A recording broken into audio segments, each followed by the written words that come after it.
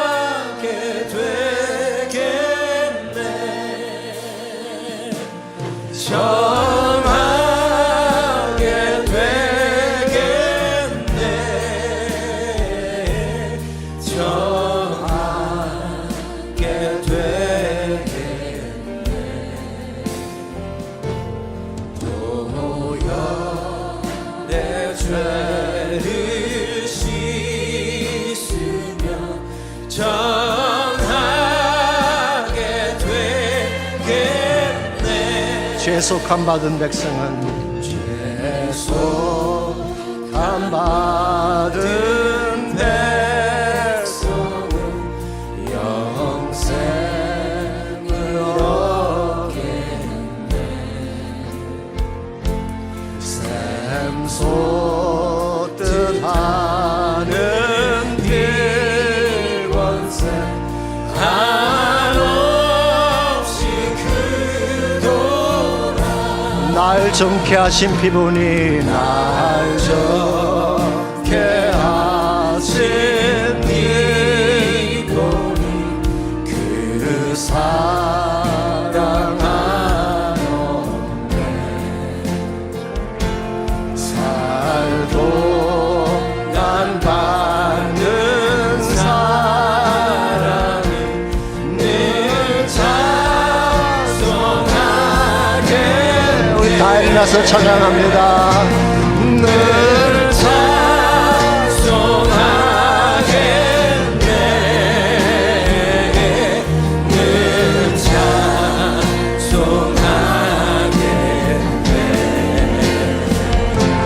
살도 난 받는 사랑을 늘 찬송하겠네. 이후에 천국 올라가 예, 천국 올라가 더 좋은 노래로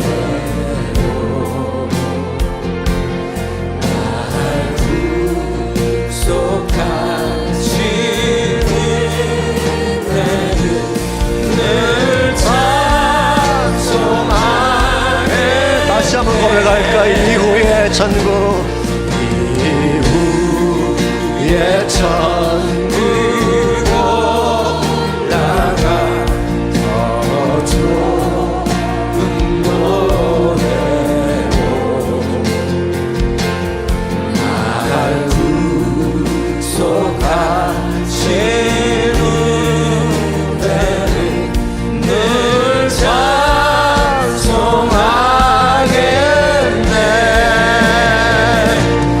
늘 찬송하겠네.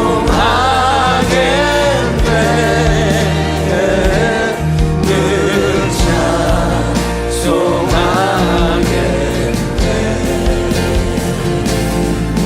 날 구속하시는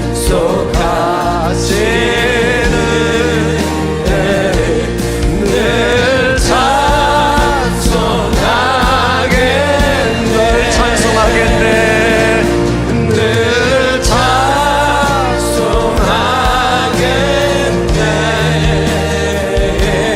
늘 찬송하겠네.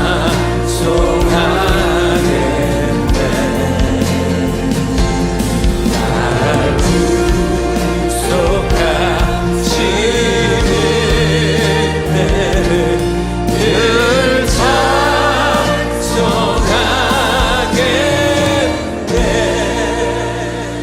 시간 함께 기도하고 마치면 좋겠습니다. 혹시 여러분과 아직도 십자가 바깥에서 계신 분이 있나요? 여러분을 사랑한, 여러분의 생명을 주기 위한 하나님의 가장 아름다운 지혜가 십자가인데 아직도 십자가 바깥에 있는 분이 혹시 계신다면 이 시간 마음의 문을 열고 예수 그리스도를 나의 구원자로 영접하시기 바랍니다. 주님 만나지 아니하면 생명 얻을 수 없습니다. 십자가를 붙잡지 아니하면 나의 모든 죄짐 벗을 수 없습니다. 십자가의 은혜 앞에 나가지 아니하면 영원한 소망 가질 수 없습니다. 이 시간 나의 마음의 문을 열고 예수를 나의 구원자로 영접하고 싶습니다. 내 마음 안에 들어오셔서 나의 모든 죄를 사하시고 나의 영원한 구원자가 되어달라고 기도하시기 바랍니다. 또한 은혜를 받은 여러분과 제가 이제 남은 생에 무엇을 위해 달려가야 되겠습니까? 세상 영광 따라 살지 마십시오. 세상의 어떤 지혜에 따라 살지 마십시오. 십자가를 자랑하며 사시기 바랍니다. 십자가 복음을 전가하며 주님 오시는 그날까지 이 복음의 아름다운 역사를 향하여 나아갈 수 있도록 우리 모두가 헌신하며 결단하며 기도했으면 좋겠습니다. 같이 기도하겠습니다. 살아계신 아버지 하나님 감사합니다.